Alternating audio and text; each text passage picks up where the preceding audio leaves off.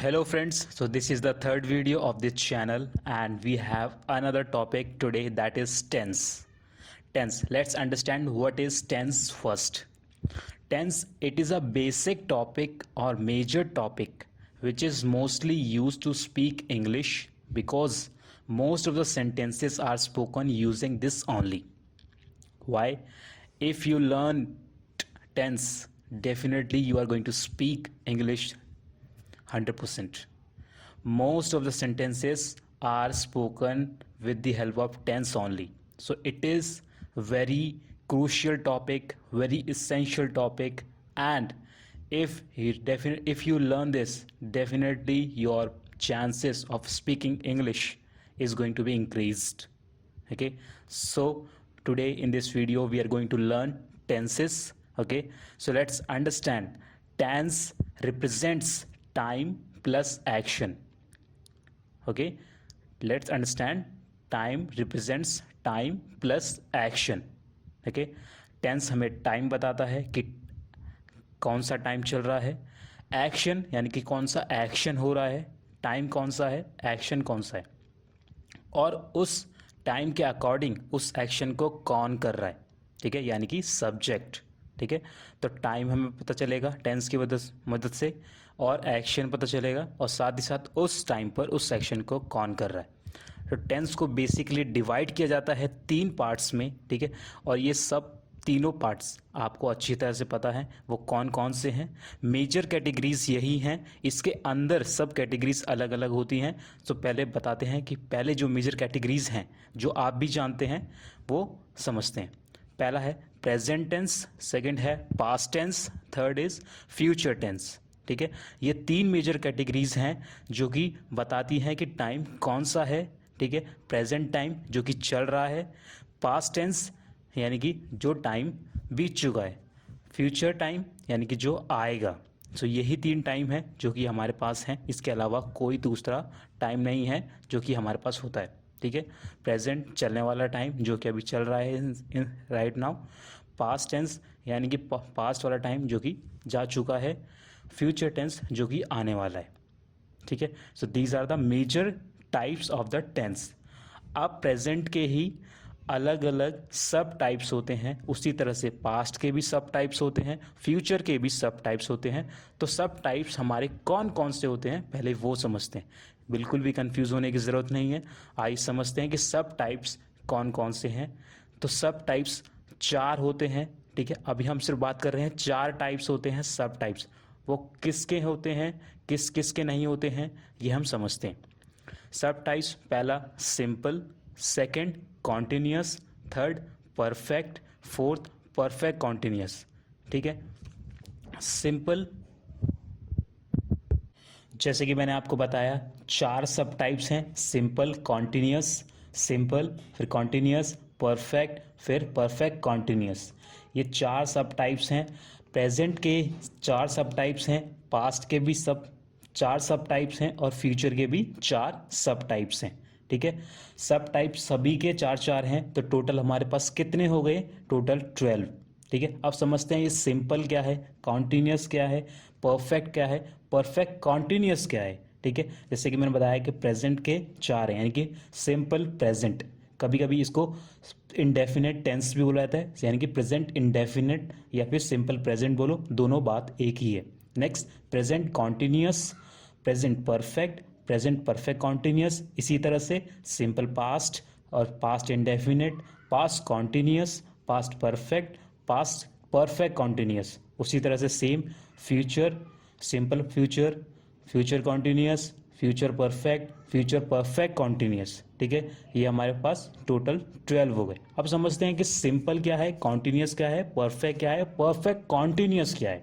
Simple यानी कि ऐसे टेंस, यानी कि ऐसा टेंस जिसमें हम सिर्फ normal day to day life की बात करते हैं जो कि प्रेजेंट में चलता है. ऐसे एक्शन यानी कि जो मैं सुबह उठता हूँ, खाना खाता हूँ, स्कूल जाता हूँ, पढ़ाई करता हूँ, बात करता हूँ, घूमता हूँ. ठीक है, ऐसी जनरल चीज़ें रूटीन बताने के लिए इस टेंस का सबसे ज़्यादा यूज़ होता है.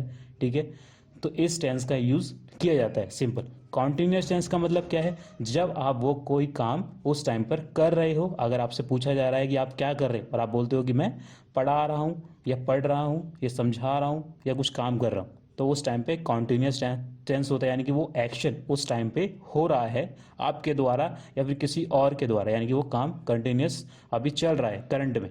नेक्स्ट परफेक्ट टेंस, यानी कि ऐसा काम जो कि शुरू हुआ था और अब खत्म हो गया है, ठीक है, यानी कि वो काम हो चुका है। नेक्स्ट परफेक्ट कॉन्टिन्यूस, यानी कि जो चल रहा था पहले और अभी भी चल रहा है, कंटिन्यूस यानी कि वर्किंग में है, ठीक है, प्रोग्रेस में है, यानी कि मैं 5 सालों से इंग्लिश सिखा रहा हूँ, यानी कि 5 साल मुझे हो चुके हैं और अभी भी मैंने बंद नहीं किया है, वो आगे तक चलता जा रहा है, ठीक है, यानी कि कॉन्टिन्यूस चलता जा रहा है, ठीक है।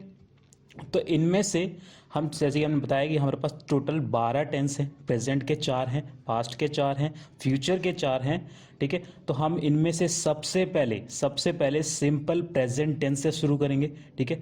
ये सबसे पहला टेंस है जिसको हम शुरू करने वाले हैं और इसमें कुछ भी डरने ऐसा कुछ नहीं है कि ये बहुत ज़्यादा डिफ़िकल्ट होता है, इसके रूल्स अलग हैं, रूल्स में बहुत ज़्यादा कॉम्प्लिकेशंस हैं, ऐसा कुछ भी नहीं है, बस आपको सही से समझने की ज़रूरत है और आप समझेंगे डेफिनेटली आपके लिए ये टेंस बहुत आसान हो जाएगा।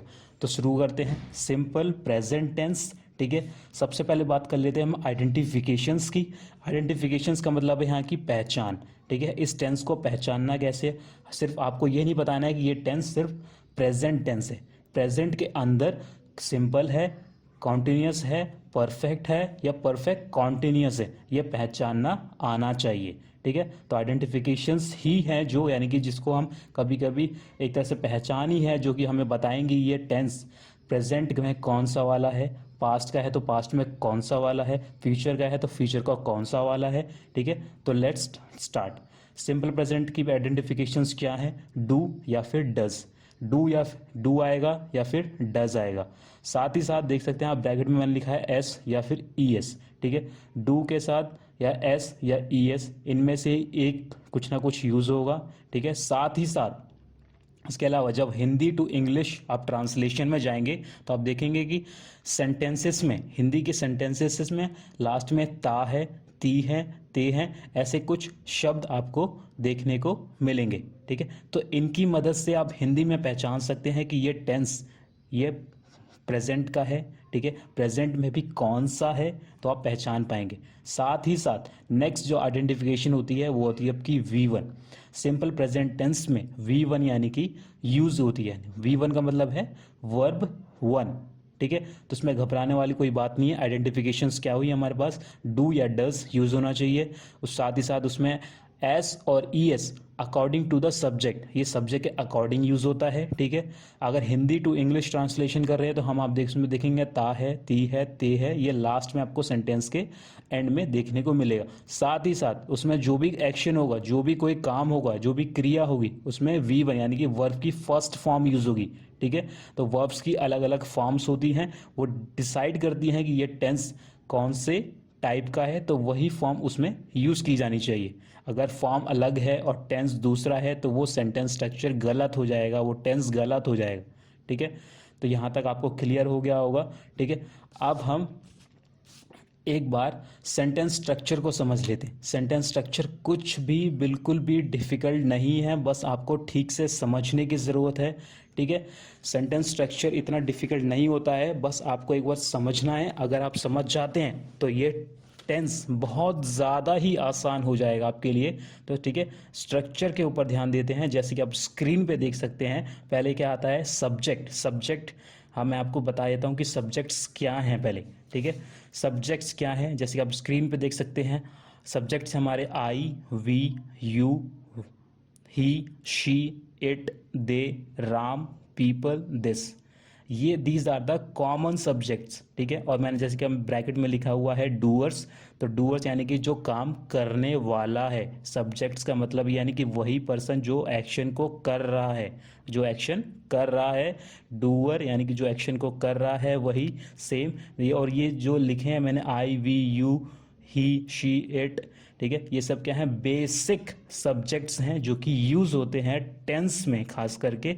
इसके अलावा भी ऐसे ऑब्जेक्ट्स का यूज़ कर लिया जाता है, जैसे टेबल का यूज़ कर लिया जाता है, बुक का यूज़ कर लिया जाता है, चैप्टर का यूज़ कर लिया जाता है। तो कुछ भी सब्जेक्ट बन सकता है, तो वो आपको देखना होगा, तो वो भी सब्जेक्ट का होगा, सब्जेक्ट का ही पार्ट है, ठीक है। लेकिन उसमें हम इनमें से ही यूज़ नहीं कर रहे हैं। जैसे बुक आ गया, तो बुक क्या है, एक तरह से नाउन हो गया, तो नाउन का यूज़ होता है, यानी कि उस चीज़ को आप एक तरह से रिप्रेजेंट कैसे कर रहे हो, उस चीज़ को स्टेट कैसे कर रहे हो। जैसे कि बुक की हम बात कर रहे हैं, book is on the table, तो इसमें सब्जेक्ट क्या हो गया, बुक हो गया, ठीक है।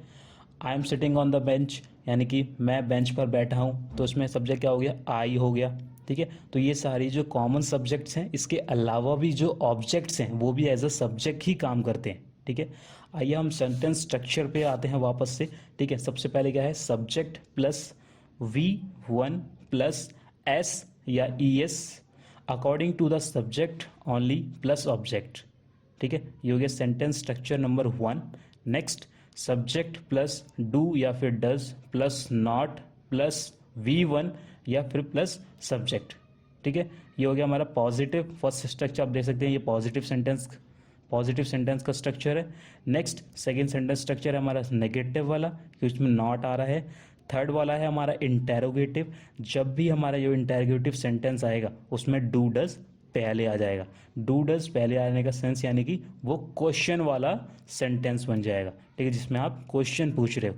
और डू डज जब भी पहले आएगा यानी कि जो क्वेश्चन है वो हमेशा एक शॉर्ट क्वेश्चन है। Short question in the sense यानी कि उसका आप आंसर यस या फिर नो में दे सकते हो, ठीक है। जैसे क्या आप पढ़ते हो, क्या आप खेलते हो, क्या आप बात करते हो, क्या आप रोज़ स्कूल जाते हो, ठीक है। तो क्या आपका सबसे पहले आएगा, बीच में नहीं आएगा, ठीक है। क्या सबसे पहले आएगा, ठीक है। उसी तरह से इसी का ये होगा इंटेरोगेटिव प्लस पॉजिटिव सेंटेंस, ठीक है। नेक्स्ट आपका होता है डू या फिर does plus subject plus not plus V1 plus object, ठीक है।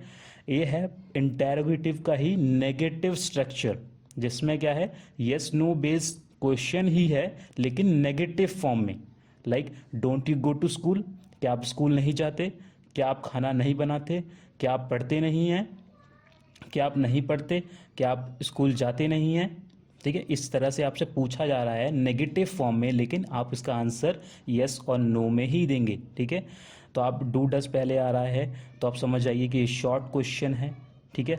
और शॉर्ट क्वेश्चन का आंसर सिर्फ यस और नो में ही दिया जाता है ज़्यादातर केसेस में, ठीक है। अब सेकेंड लास्ट सेंटेंस स्ट्रक्चर पे हम आते हैं, WH वर्ड प्लस डू या फिर does according to the subject, ठीक है। Subject plus subject V1 plus object.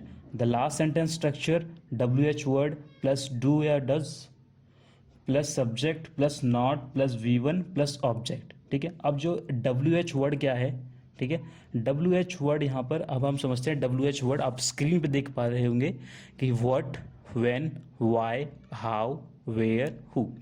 तो WH वर्ड्स का मतलब होता है क्वेश्चन वर्ड्स, ऐसे वर्ड्स जो हमें हेल्प करते हैं क्वेश्चंस को पूछने में, ठीक है। अब जैसे कि आप ऊपर देखोगे तो डू या डज का यूज़ हो रहा है, तो डू और डज का यूज़ कैसे हो रहा है, क्वेश्चन पूछने में ही, लेकिन यस नो फॉर्म में। क्या आप स्कूल जाते हैं, हाँ मैं स्कूल जाता हूँ, आंसर क्या हो सकता है ये, नहीं मैं स्कूल नहीं जाता हूँ। लेकिन आप ये नहीं बोल सकते मैं स्कूल क्यों नहीं जाता हूँ, ठीक है। तो WH वर्ड्स ऐसे वर्ड्स हैं जो कि क्वेश्चन को पूछने में मदद तो करेंगे, लेकिन आपको डिटेल में आंसर जानने में भी मदद करेंगे, ठीक है।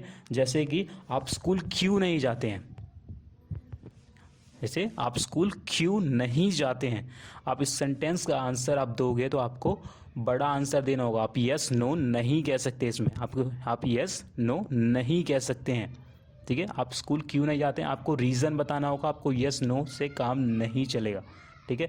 उसी तरह से डू डज का यूज़ सिर्फ किस लिए होता है, जब स्टार्टिंग में आ रहा है तो यानी कि आप बोल सकते कि हाँ मैं स्कूल जाता हूँ। जैसे कि आप स्कूल जाते हैं, हाँ मैं स्कूल जाता हूँ, नहीं मैं स्कूल जाता हूँ, नहीं मैं स्कूल नहीं जाता हूँ, ठीक है। तो इसका आंसर यस नो में होगा अगर डू डज पहले आ रहा है। और हिंदी में क्या क्या सबसे पहले आ जाता है, उसी तरह से अगर हिंदी में WH वर्ड्स के यूज़ के अकॉर्डिंग हम सेंटेंस बनाएं हिंदी में ही, तो ऐसे कि क्यों, कैसे, कब, ये सब बीच में आएगा, ठीक है, और क्या भी आएगा तो बीच में आएगा, ठीक है, WH वर्ड के साथ, जैसे कि कब, क्या, कैसे, आप स्कूल कैसे जाते हैं, आप कब पढ़ते हैं, ठीक है, तो हिंदी में इस तरह से हुआ, ठीक है। उसके बाद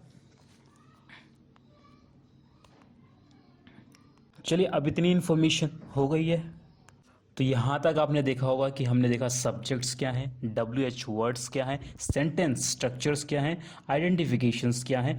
अब हम देखते हैं कि आइडेंटिफिकेशंस में हमारे पास डू और डज यानी कि दो वर्ड हैं, और दो वर्ड अलग अलग तरह से यूज़ होते हैं। कभी डू होता है तो कभी डज होता है।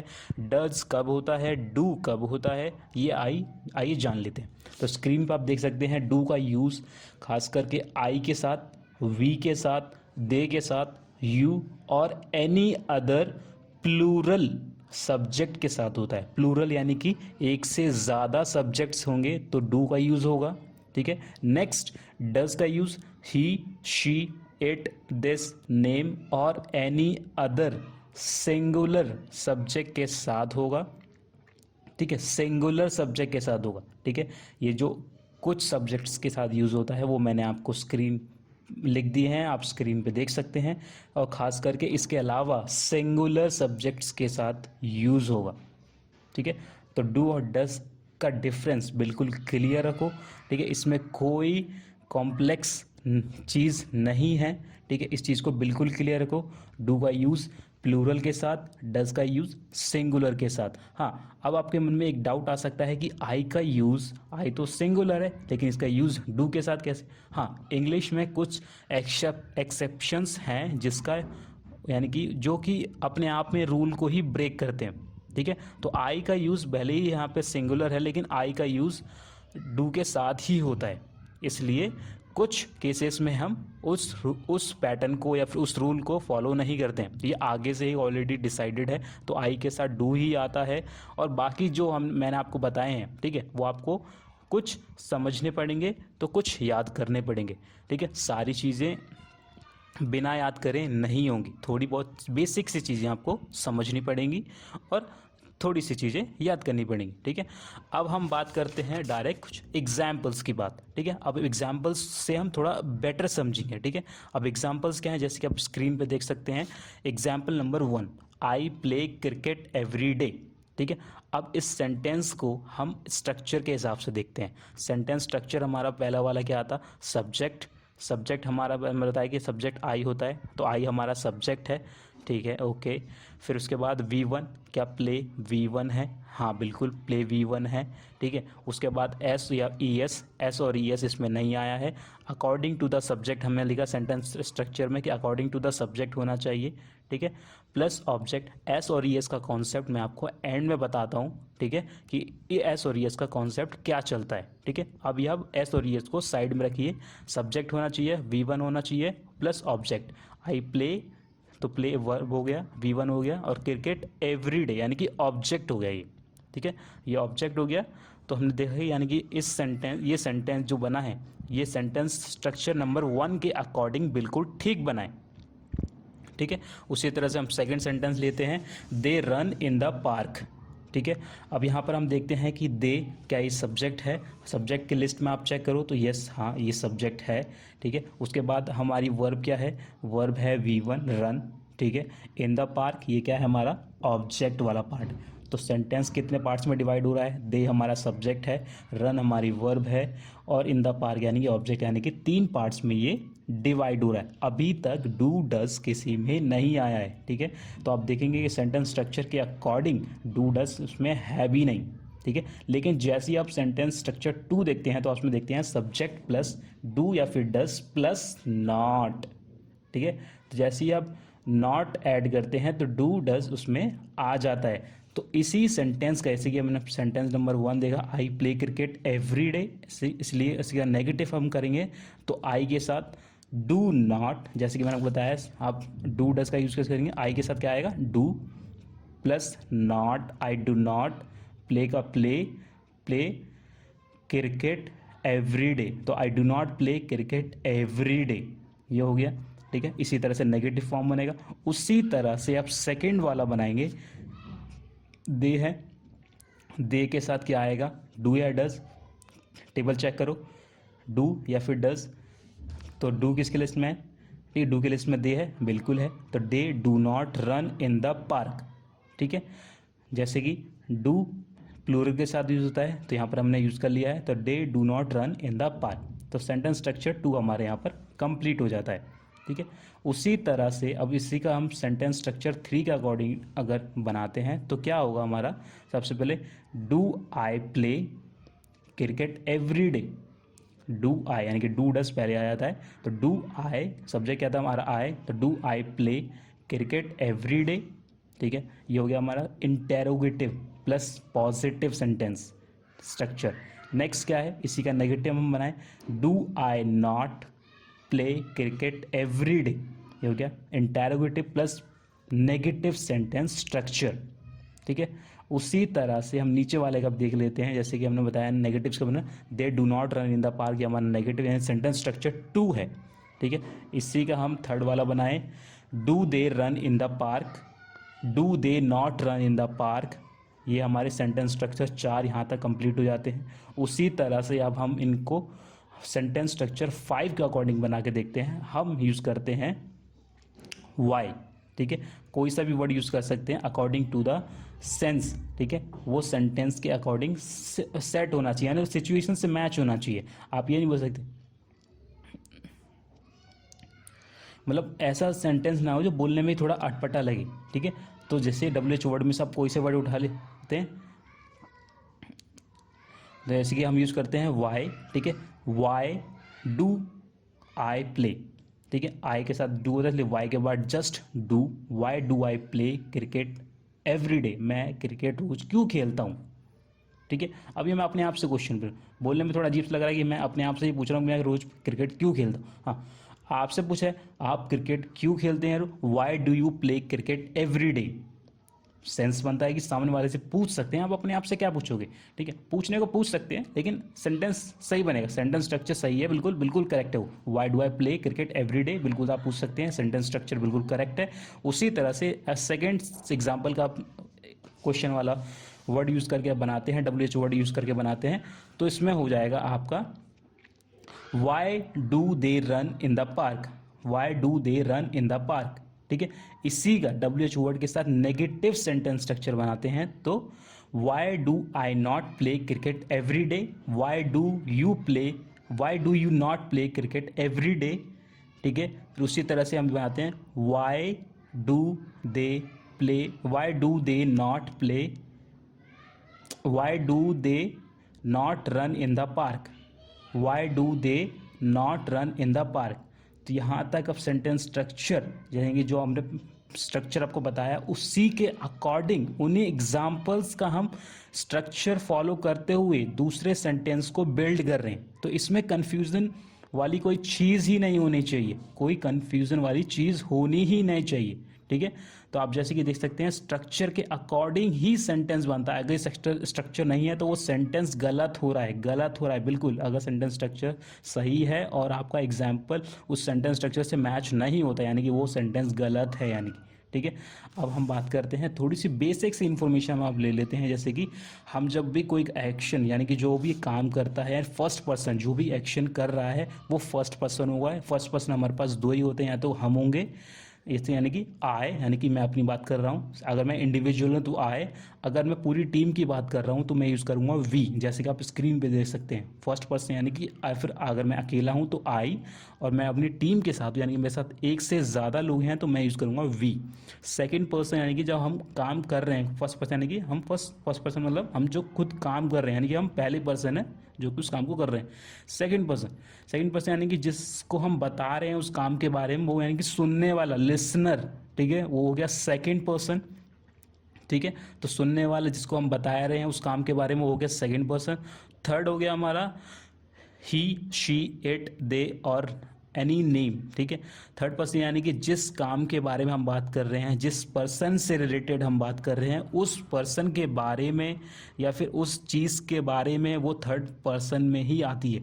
ठीक है, यानी कि उस चीज़ का कनेक्शन मतलब हम दोनों से बिल्कुल अलग है। इसके मैं बोल रहा हूँ, आप सुन रहे हैं, तो मैं फर्स्ट पर्सन हूँ, आप सेकंड पर्सन हैं, ठीक है। और जिस चीज़ के हम बारे में बात कर रहे हैं वो थर्ड पर्सन की कैटेगरी में है। पर्सन का इन द सेंस यानी कि आप उस कैटेगरी वो वाली बात नहीं करोगे, यानी कि वो इंसान ही हो, ज़रूरी नहीं है ऐसा, वो चीज़ भी हो सकती है, वो कुछ और भी हो सकता है, किसी पर्सन का नाम भी हो सकता है, वो डिपेंड करता है, ठीक है। तो फर्स्ट पर्सन जब आप बोलेंगे तो आप फर्स्ट पर्सन होंगे, और मैं सुनूंगा तो मैं सेकंड पर्सन होऊंगा। जिस बारे में आप बोलेंगे वो थर्ड पर्सन में कैटेगरी में आएगी, ठीक है। उसी तरह से अब मैं आपको समझाता हूँ कि जो एस और ई एस का जो रूल है, ठीक है, वो इतना कॉम्प्लेक्स नहीं है, वो थोड़ा सा ही है, ज़रा समझ लेते हैं। तो स्क्रीन पे जैसे देखिए आप, तो जैसे कि मैंने आपको बताया कि फर्स्ट सेकंड पर्सन और थर्ड पर्सन इनमें क्या डिफरेंस है, ठीक है, और उसी के अकॉर्डिंग एस और ई एस का यूज़ होता है, ठीक है। तो वेयर टू यूज़ एस या फिर E S with verb one, यानी कि वी वन के साथ ही हम एस और ई एस का यूज़ करते हैं, ठीक है, लेकिन वो सब्जेक्ट के अकॉर्डिंग यूज़ होता है। आप किसी भी सब्जेक्ट के साथ एस और ई एस यूज़ नहीं कर सकते, आपको देखना होगा कि वो सब्जेक्ट कौन सा है, और वही पता लगाता है कि वो फर्स्ट पर्सन है, सेकेंड पर्सन है, थर्ड पर्सन है। थर्ड पर्सन होगा अगर ऑलवेज विथ थर्ड पर्सन, अगर थर्ड पर्सन है, विच इज सिंगुलर, अगर थर्ड पर्सन है और सिंगुलर है, ठीक है, अगर थर्ड पर्सन है और सिंगुलर है तो ही वी वन के साथ आप एस या फिर ई एस, एस या फिर ई एस ऐड कर सकते हैं। एग्जाम्पल के तौर पर, he plays cricket every day, ठीक है, मैं क्या यूज़ कर रहा हूँ, ही क्या है, थर्ड पर्सन है, आप लिस्ट चेक कर सकते हैं, बिल्कुल थर्ड पर्सन है, ठीक है, ओके। तो ही हमारा सब्जेक्ट हो गया। एक्शन क्या है हमारा, यानी कि वर्ब क्या है हमारी, प्ले, प्ले के साथ हमने क्या यूज़ कर रहा है, एस, ठीक है। तो यहाँ पर यूज़ कर रहे हैं वी वन के साथ प्लस एस। क्रिकेट एवरीडे, ये हो गया हमारा ऑब्जेक्ट वाला पार्ट, यहाँ तक आपको क्लैरिटी मिल रही होगी, ठीक है। तो subject plus verb plus object, he plays cricket everyday, यहाँ पर ही यूज़ हुआ है इसलिए हम यहाँ पर प्लेज का यूज़ कर रहे हैं। ही सिंगुलर है, थर्ड पर्सन है, बिल्कुल करेक्ट। उसी तरह से अगर हम ही को यहाँ से हटा करके कुछ और सब्जेक्ट का यूज़ करें तो हम क्या प्लेज यूज़ करेंगे या फिर कुछ और। तो सेकेंड एग्जाम्पल देखते हैं, जैसे कि हम दे प्लेज क्रिकेट एवरी डे, तो इसमें सब्जेक्ट क्या है, ओके, दे सब्जेक्ट है, दे क्या है, first person, second person, third person. First person I we होता है, नहीं है, सेकंड पर्सन यू होता है, वो भी नहीं है, बचा क्या, थर्ड पर्सन।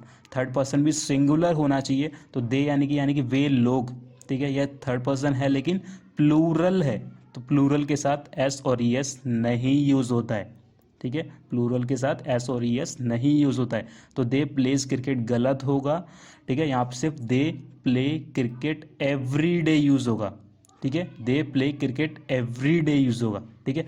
अब हम बात कर लेते हैं एस और ई एस का यूज़, ठीक है। देखो एस और ई एस वर्ब के साथ ये आपको थोड़ा देखना पड़ेगा, लेकिन फिर भी मैं आपको बेसिक सा पैटर्न आपको बता देता हूँ कि कुछ वर्ब्स के अकॉर्डिंग आप क्या यूज़ कर सकते हो, ठीक है। जैसे ही आप किसी भी वर्ब के लास्ट लेटर्स में आप ये सारे कुछ लेटर्स हैं जो कि आप स्क्रीन पे देख पा रहे हैं, जैसे कि लास्ट में ओ हो या फिर एस हो या फिर एक्स हो या फिर एस एच या फिर सी एच, ठीक है। अगर इनमें से कोई लेटर आ रहा है लास्ट में किसी वर्ब के एंडिंग में, जैसे कि गो, ठीक है, तो गो के एंड में क्या आ रहा है, ओ, तो इस पैटर्न से मैच हो रहा है गो, यानी कि यहाँ पर हम यूज़ करेंगे ई एस। इन सभी लेटर के यानी कि किसी वर्ब के अकॉर्डिंग लास्ट में इन लेटर में से कुछ भी आ रहा है तो हम ई एस यूज़ करेंगे, अदरवाइज एस यूज़ करेंगे, ठीक है। ये बेसिक सा पैटर्न है, इसके अलावा यानी कि और भी रूल्स होते हैं, ठीक है, वो रूल ज़्यादा समझने की ज़रूरत नहीं है। इससे बेटर होगा कि आप उन वर्ब्स के साथ आप चेक कर लो कि एस यूज़ होगा या फिर ई एस, क्योंकि ऐसे रूल्स याद करने बैठोगे तो आपके लिए बहुत ज़्यादा कॉम्प्लेक्स हो जाएगा, ठीक है। तो ये बेसिक सा पैटर्न याद रखो। अगर आपको कन्फ्यूज़न हो रही है, गूगल पर सर्च मारो कि इसके साथ एस यूज़ होता है, ई एस होता है, ठीक है। इतना कन्फ्यूज़न क्रिएट करने की ज़रूरत नहीं है, ये बेसिक सा पैटर्न याद कर लो, एस या फिर ई एस। ठीक है, इतना समझ आया। अगर ये लास्ट में ये है OSXSHCH आ रहा है तो सिर्फ ES यूज़ होगा।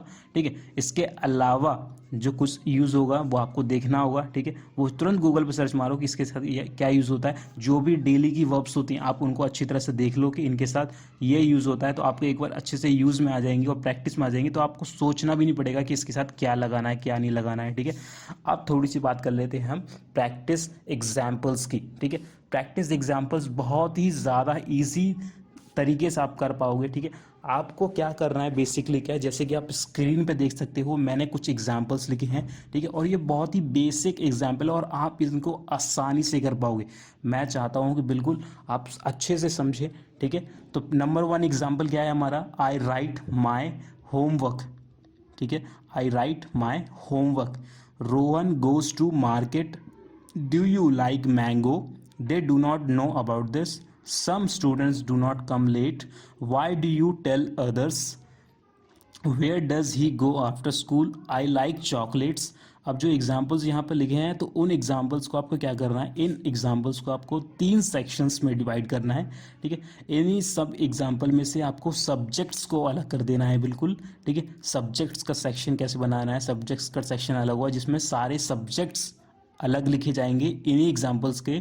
फिर नेक्स्ट सेक्शन होगा आपका वर्ब्स का, जैसे कि आप स्क्रीन पे देख सकते हैं वर्ब्स का सेक्शन अलग होगा। फिर ऑब्जेक्ट्स का सेक्शन अलग होगा कि इस सेंटेंसेस में ऑब्जेक्ट वाला पार्ट कौन सा है। ठीक है, सब्जेक्ट्स आप देख सकते हैं, चलिए देखते हैं। सब्जेक्ट है हमारा पहले वाला सेंटेंस में आई। ठीक है, सेकंड सेंटेंस में क्या है हमारा, रोहन। रोहन पर्सन है, काम करने वाला। फिर नेक्स्ट सेंटेंस में क्या है हमारा, यू। फोर्थ सेंटेंस में क्या है, दे। फिफ्थ सेंटेंस में क्या है, सम स्टूडेंट्स। सम भी है और स्टूडेंट्स भी, यानी कि सम स्टूडेंट्स। ठीक है, नेक्स्ट फिर दोबारा से यू, फिर ही, फिर आई। अब वर्ब्स क्या है, यानी कि जो एक्शन वर्ड्स हैं वो हमारे पास क्या है, राइट।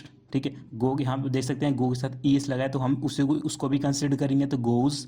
फिर लाइक, नो, कम, टेल, गो, फिर लाइक। तो ये हमारी क्या है, सारी वर्ब्स हैं या सारे क्या एक्शन वर्ड्स हैं। इसके बाद सब्जेक्ट और वर्ब्स को अलग कर देने के बाद, ठीक है, जो भी हमारा बच जाता है वो है हमारा ऑब्जेक्ट वाला पार्ट। ठीक है, तो ऑब्जेक्ट वाला पार्ट आप स्क्रीन पे देख सकते हैं। हमारा बचा क्या है, माई होमवर्क सेंटेंस नंबर 1 में, टू मार्केट सेकेंड सेंटेंस में, थर्ड में मैंगो, फोर्थ में अबाउट दिस, फिफ्थ में लेट, सिक्स में अदर्स, 7 में आफ्टर स्कूल और 8 में चॉकलेट्स। तो इस तरह से आप डिवाइड करके देख सकते हैं कि क्या क्या है जो पार्ट्स में डिवाइड हो रहा है। ठीक है, सब्जेक्ट्स का सेक्शन अलग कर दिया है, वर्ब्स अलग कर दिए हैं, ऑब्जेक्ट्स अलग कर दिए हैं, तो इस तरह से पूरा ब्रेक डाउन कर दिया है। तो इसमें कोई भी कन्फ्यूजन नहीं होनी चाहिए कि सब्जेक्ट्स क्या हैं, यानी कि जो लोग काम कर रहे हैं, जो लोग उस एक्शन को कर रहे हैं। वर्ब्स क्या हैं, जो कि काम हो रहा है उस एक्शन की बात हो रही है। ऑब्जेक्ट यानी कि जिसके साथ, जिस पे असर पड़ रहा है, जिस पे यानी कि इन्फ्लुएंस आ रहा है, जिस पे असर हो रहा है, जिसके साथ काम किया जा रहा है। ठीक है, वो ऑब्जेक्ट वाला पार्ट है। जैसे अगर आप सब्जेक्ट और वर्ब को अलग कर पा रहे हैं तो ऑब्जेक्ट अपने आप ही अलग हो जाएगा आपका। ठीक है, मैं उम्मीद करता हूँ कि आपको ये वीडियो पसंद आई होगी, आपका टॉपिक क्लियर हुआ होगा। सिंपल प्रेजेंट टेंस की सिर्फ हमने बात की है, बाकी जो टेंस हैं, यानी कि अभी हमारे पास टोटल 11 टेंस हैं। ठीक है, 11 टेंसेस हैं। ठीक है, उनको हम आने वाली वीडियोस में कवर करेंगे, लेकिन तब तक आप इस टेंस को अच्छी तरह से समझ लीजिए, कमांड इस पर अपनी बैठा लीजिए, प्रैक्टिस कीजिए, जितनी हो सके उतनी हो कीजिए। और एक PDF आपको डिस्क्रिप्शन बॉक्स में मिल जाएगा। ठीक है, उसको आप वहाँ से डाउनलोड कीजिए, जितनी प्रैक्टिस हो सके उतनी प्रैक्टिस कीजिए। ठीक है, इस पे अच्छी तरह कमांड बनाइए ताकि आने वाली वीडियो में आप कंटिन्यूस टेंस की हम बात करें तो आपको वो टॉपिक भी अच्छे से क्लियर हो। ठीक है, जितना हो सके इस पे काम कीजिए। मिलते हैं आपसे नई वीडियो में नए टॉपिक के साथ। Bye bye.